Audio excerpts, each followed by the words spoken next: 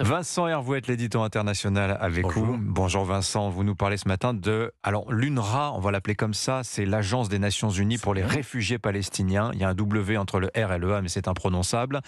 On dit l'UNRWA.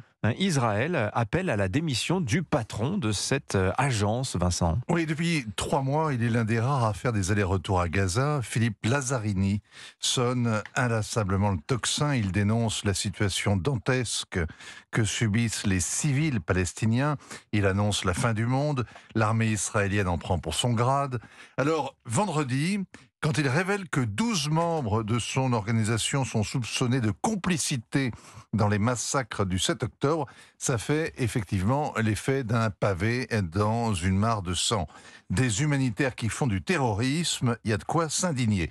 On ignore qui ils sont, ce qu'ils ont fait, s'ils étaient complices des tueurs, s'ils ont eux-mêmes du sang sur les mains, mais le dossier remis par Israël doit être solide, car il a convaincu Philippe Lazzarini d'agir sans tarder. Alors le commissaire général de l'UNRWA a fait la part du feu. Oui, en virant illico les suspects, en ouvrant une enquête approfondie, en promettant des poursuites judiciaires. Il comptait ainsi rassurer les pays donateurs, étouffer la campagne de désinformation qu'il accuse Israël de mener. Raté, ce n'est pas un pavé qui fait 3 remous, c'est une boule de neige qui tourne à l'avalanche. Les anglo-saxons ont été les premiers à claquer la porte, États-Unis, Canada, Australie, Royaume-Uni, Japon. Les Européens suivent en désordre, l'Allemagne, l'Italie, l'Autriche, la Finlande, les Pays-Bas.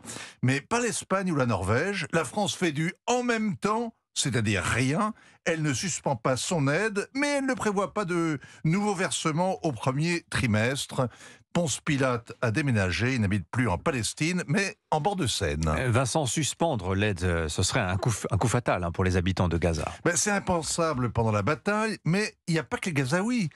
Comme son nom l'indique, l'Office de secours et de travaux des Nations Unies pour les réfugiés de Palestine au Proche-Orient, l'UNRWA, intervient partout où des Palestiniens se sont installés depuis 1948, en Syrie, au Liban, Jordanie, etc. Au total, 59 camps où travaillent 30 000 salariés qui assurent l'éducation, la santé, l'aide alimentaire des réfugiés et de leurs descendants. Ils étaient 700 000 en 1948, ils sont 6 millions enregistrés aujourd'hui. Tous enfermés dans une fiction, celle du retour imminent au pays qui n'existe pas.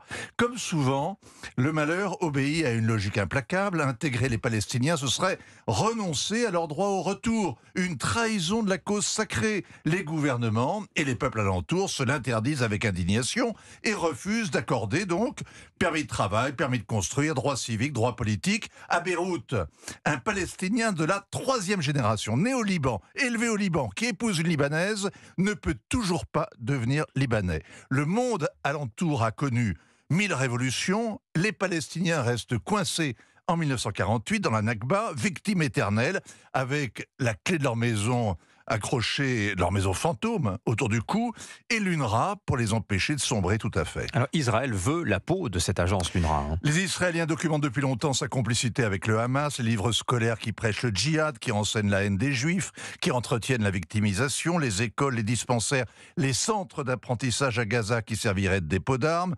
Un rapport parlementaire suisse recommandait en décembre la suspension de l'aide. C'est pas grand-chose, c'est 20 millions sur un budget d'1,6 milliard d'euros. Mais quel symbole, la Suisse sortant de sa légendaire neutralité. Le cabinet Netanyahou répète à l'envi que l'UNRWA ne fera pas partie de la solution après-guerre. Il n'arrivera sûrement pas, ce cabinet, à éradiquer le Hamas, mais il aura peut-être la peau de l'UNRWA en lot de consolation. Signature Europe 1, Vincent Hervouet. Merci Vincent.